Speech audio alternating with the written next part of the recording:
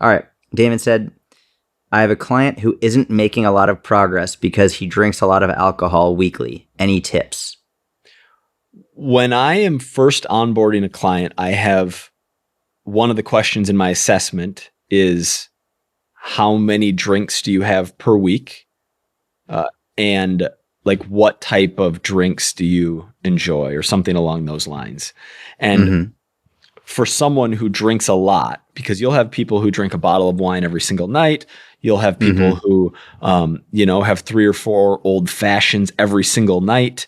I will ask them, okay, like I'm definitely not going to make you stop drinking because you enjoy drinking and we don't have to stop drinking to make progress. But how many drinks a week do you think is a reasonable amount? And do you want to set as kind of your target for each week? And so that's the place I'll start rather than me being like, okay, you can only have this many drinks. Or if I give a range, I'll ask like, do you feel like that's reasonable? Do you like, would you want it to be higher? Would you want it to be lower? But I'll let the client decide, motivational interviewing and give them a target. Let them pick their target. I like that. Motivational interviewing. You give them the opportunity.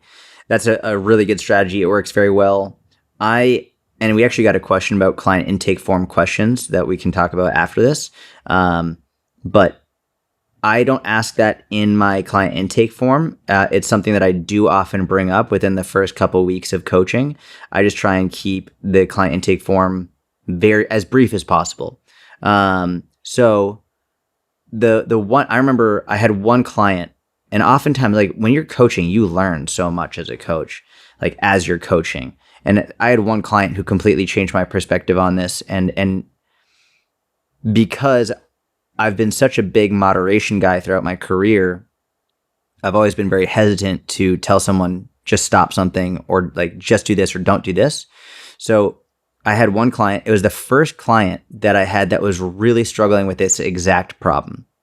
She was drinking a lot, and she made it very clear from when we first started working together that she was drinking a lot. She was young, she was in her early 20s, and she was not willing to stop drinking, period. And she was drinking a lot. And How much? This was like between like 15 to 20 plus drinks a week, like a lot. And I was like, at first I was like, okay, cool. I mean, as long as you hit your calories, then, because her goal is she wanted to lose fat. I was like, as long as you hit your calories, but it's going to be very difficult with the amount of drinks that you're having every week. Like this is a lot. So we went for about 3 months. And by the end of 3 months, she had made 0 progress.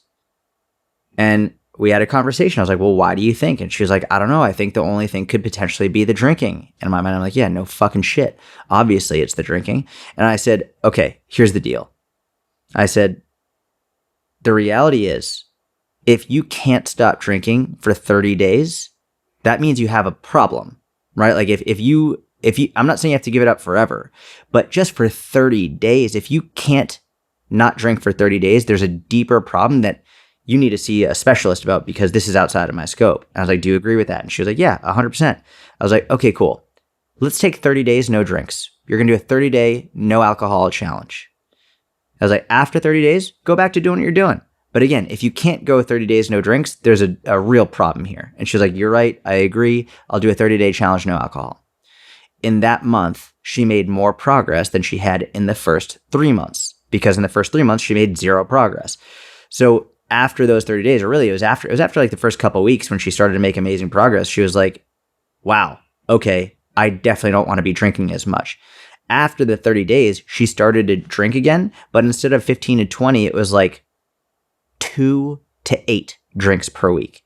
And she was able to do that while continuing to make progress. And so this was a huge learning opportunity for me to realize, like, listen, I tend to start with the more moderation approach, but if it's just not working, giving them a challenge and an opportunity to be like, listen, just don't do it for 30 days. The reality is, if you can't stop doing anything for 30 days, there's probably a deeper problem there. And aside from eating or drinking water, but like really any habit that you have, if you can't stop it for 30 days, then there's a deeper rooted issue that you need to discuss with a therapist or something. So I used that as an opportunity to essentially allow her to see progress. And once she saw progress, she became more motivated to not be drinking as much.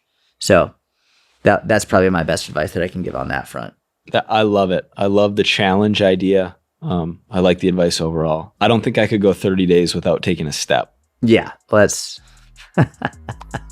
Just That would not be good.